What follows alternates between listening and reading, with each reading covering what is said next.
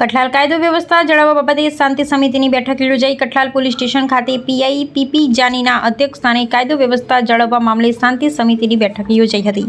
આ બેઠકમાં પીએસઆઈ જીવી કુકલ, કઠલાલના સર્વે સમાજના અગ્રણીઓ તેમજ આગેવાનો ઉપસ્થિત રહ્યા હતા.